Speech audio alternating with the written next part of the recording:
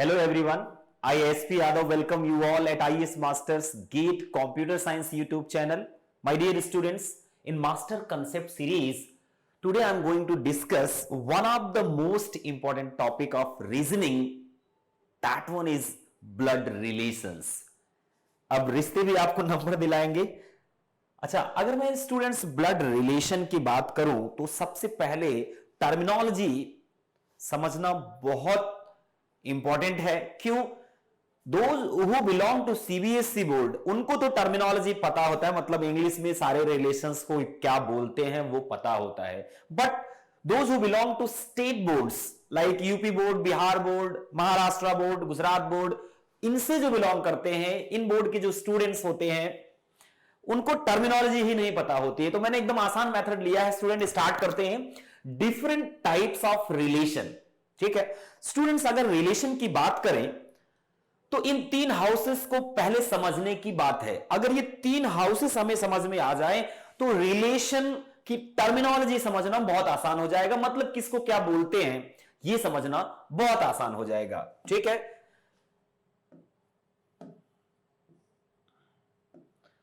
Paternal house मतलब fathers house.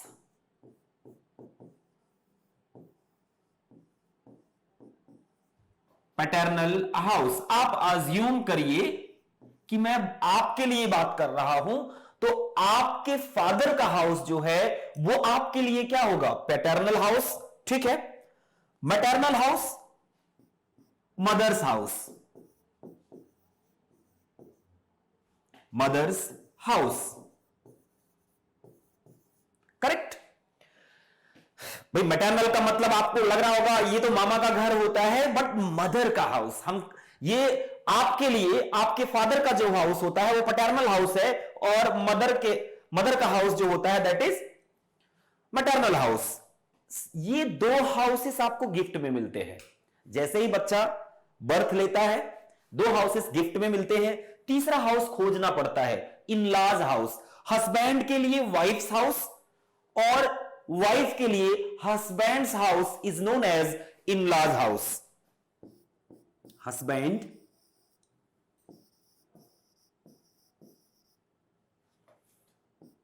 Oblique wife's house. Correct. अच्छा student, आप किसी एक को अज्यूम करिए. मैंने कहा खुद को अज्यूम करिए. अब अगर हम यहां पे बात करें, capital A is any person, इनके फादर को आप फादर कहोगे. ठीक है, इनके फादर को आप क्या कहोगे? फादर. अगर इसी को हम जेनरेशन लेवल में लेके चले तो मैंने कहा आप अपने को अज्यूम करिए. आप जिस जेनरेशन लेवल में हैं, मतलब आपके एज लेवल में जो है आपके पैटर्नल हाउस पे आपसे जो ब्लड कनेक्टेड है. फिर से सुनिए, आपके एज लेवल में आपके पैटर्नल हाउस पे आपसे ब्लड कनेक्टेड, मतलब डायरेक्ट रिलेशन जिसका है वो ब्रदर ऑब्लिक सिस्टर है. तो पैटर्नल हाउस पे आपसे जो डायरेक्टली कनेक्टेड है, आपके एज लेवल में है, उसको आप क्या कह रहे हो? Brother oblique sister. वहीं पे मैटरनल हाउस पे चलूं तो आपके एज लेवल में मैटरनल हाउस पे आपके मामा का बेटा या बेटी है. ठीक है, मैटरनल अंकल्स सन ऑब्लिक डॉटर, उन्हें क्या बोलेंगे? मैटरनल, बोलिए उन्हें क्या बोलेंगे? Maternal brother oblique sister. तो यहां कीवर्ड जो यूज किया जाता है दैट इज मैटरनल. क्या यूज करेंगे? मैटरनल. करेक्ट. अच्छा, यहां पे स्टूडेंट हमने कहा आपके एज लेवल में directly connected brother oblique sister है. आपके ही एज लेवल में इन लॉज हाउस पे आपसे डायरेक्टली कनेक्टेड वाइफ है. ठीक है, वाइफ में कोई कीवर्ड नहीं लगेगा, लेकिन स्टूडेंट इसके अलावा वाइफ की सिस्टर क्या बोलोगे? Sister in law. वाइफ का ब्रदर, ब्रदर इन लॉ। यहां कीवर्ड आफ्टर रिलेशन लगाया जाता है, यहां कीवर्ड बिफोर रिलेशन लगाया जाता है, यहां कीवर्ड मैटरनल लगाया जाएगा, यहां कीवर्ड क्या लगाया जाएगा, इन लॉज।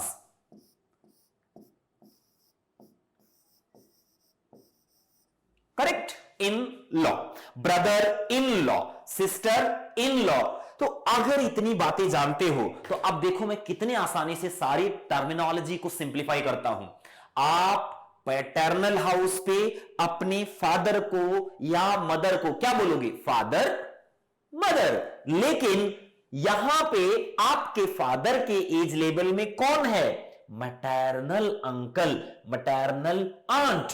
करेक्ट, आपके फादर के एज लेवल में इन-लॉज हाउस पे कौन है, आपके वाइफ के फादर ऑब्लिक मदर।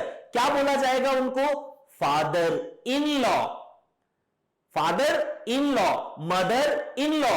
यहां पे आपके फादर के एज लेवल में आपके फादर के ब्रदर हैं, आप उनको क्या बोलोगे, अंकल। यहां पे कौन है, अंकल इन लॉ। यहां पे कौन है, मैटरनल अंकल। आई बात समझ में। तो स्टूडेंट बहुत आसान है रिलेशन को सिंप्लीफाई करना, ठीक है। तो मोस्ट इंपॉर्टेंट बात जो निकल के आई, यहां एक कीवर्ड यूज करिएगा मैटरनल, यहां पे कीवर्ड यूज करिएगा इन लॉ। वेरियस रिलेशन की लिस्टिंग हमने करी है, मदर्स और father son, myself oblique brother, mother's और father's daughter, myself oblique sister, mother's और फादर्स ब्रदर अंकल, मदर्स और फादर सिस्टर आंट, मदर्स और फादर्स फादर ग्रैंडफादर, मदर्स और father's mother grandmother, son's wife daughter in law, daughter's husband son in law, husband's और wife's sister, sister in law, husband's और wives brother, brother in law. बार बार मैं कह रहा हूं कीवर्ड यूज हो रहा है, brother's son nephew, brother's daughter niece, uncle और आंट सन और daughter cousin, sister's husband brother in law, brother's wife sister in law, grandson oblique granddaughter, क्या बोलेंगे, ग्रेट ग्रैंड डॉटर।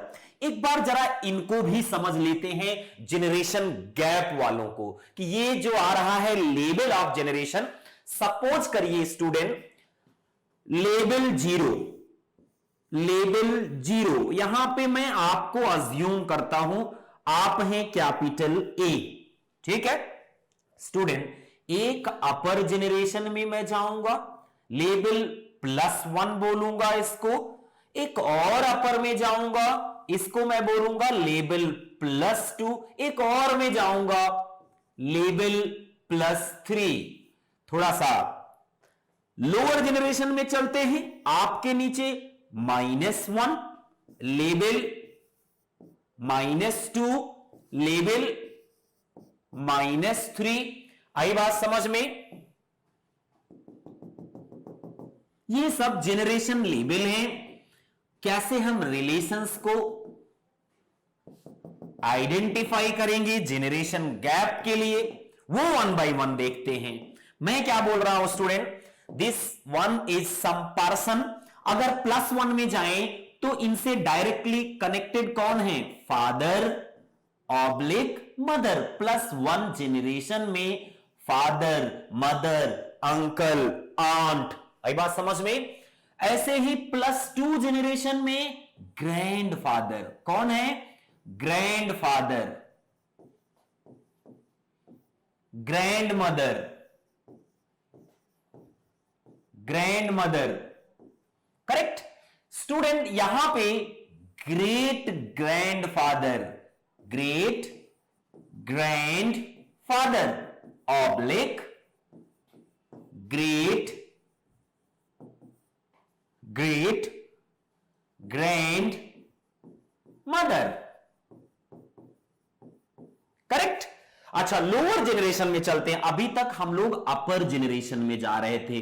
+1 में father, mother, uncle, aunt, +2 में grandfather, grandmother, grand uncle, grand aunt. ठीक है। Lower generation में student कौन होगा? सन oblique daughter, नीस होंगे, नेफ्यू होंगे, सन होंगे, डॉटर होंगे, ठीक है। Grand son oblique grand daughter, grand son oblique grand daughter, great grand son,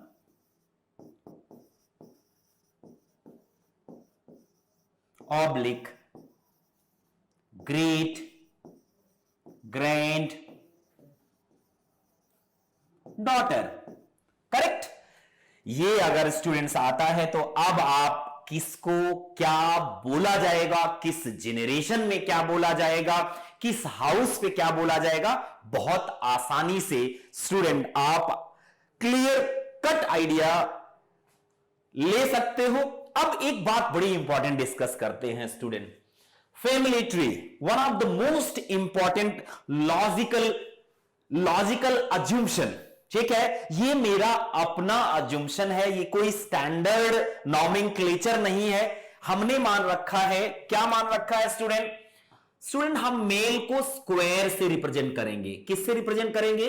अगर मैंने किसी को स्क्वायर में लिखा, it means A is male, A is a male, correct. अगर स्टूडेंट्स हमने सर्कल में ए को रखा, it means A is female, A is a female, correct. ये स्टूडेंट क्या है? जेंडर बताने के लिए है। ए मेल होगा तो स्क्वायर का यूज करेंगे, सर्कल होगा तो फीमेल के लिए यूज करेंगे। अब हम कनेक्टर देखते हैं। क्या देखते हैं स्टूडेंट? कनेक्टर। कनेक्टर क्या होते हैं भाई? स्टूडेंट, अगर किसी के मिड में इस तरीके का कनेक्टर लगा है, इसका मतलब brother oblique sister, A is brother oblique sister of B, A is brother oblique sister of B. अगर student A double line equal का साइन दिया जाएगा तो इसका मतलब होगा A is husband oblique wife of B. अच्छा, कुछ आपको बातें यहां पे अज्यूम करनी पड़ेंगी, अंडरस्टूड होगी। अगर ए हो गया मेल तो अंडरस्टूड होगा बी फीमेल होगी, मतलब मेल की शादी फीमेल से ही होगी। आई बात समझ में? करेक्ट, ये आपको मानना पड़ेगा स्टूडेंट। और कनेक्टर देखिए, अगर हमने दिया ए इस तरीके से वर्टिकल लाइन दिया, ये जनरेशन गैप को बता रहा है। इसका मतलब A is father oblique mother of B and B is son oblique daughter of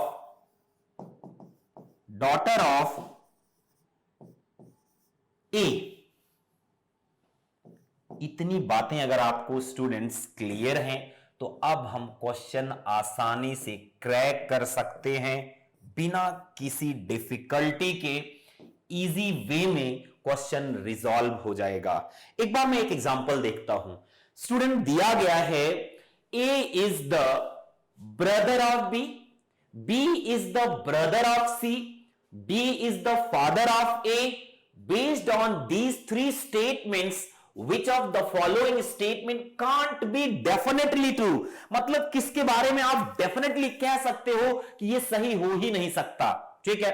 तो इसके लिए आप ट्री डायग्राम बनाएंगे। क्या बनाएंगे? Tree diagram. कैसे बनाते हैं जरा देखिए। ए इज ब्रदर ऑफ बी, ए है ब्रदर मतलब मेल है, ए इज ब्रदर, ब्रदर क्या होता है male, A is brother of B, ये कनेक्टर यूज कर दिया। अभी बी के जेंडर के बारे में क्लियर नहीं है, B is the brother of C, लो जी क्लियर हो गया, B is brother of C, ठीक है। D is the father of A, D जो है वो फादर ऑफ ए है, correct. Based on these three statements, which of the following statement can't be definitely true? B is the brother of A, definitely true, ठीक है भाई। A is brother of B और B mail है तो B is also brother of A, definitely true. B is the son of D, भाई A कौन है, D का son है और A B both are brothers, so D is also the father of B, ये भी definitely true है। A is brother of C, A is brother of C, yes, A जो है इसका जेंडर मालूम है, ये ब्रदर ऑफ C है, this is also definitely true. C is the brother of A, gender of C is not known। आई बात समझ में, gender of C not known, so option D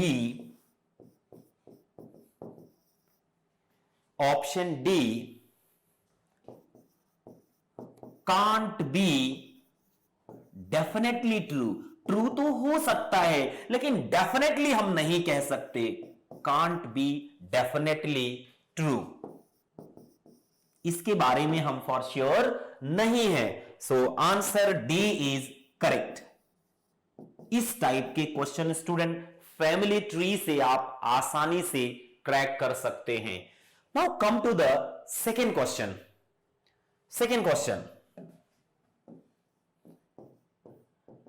question एक बार देखते हैं।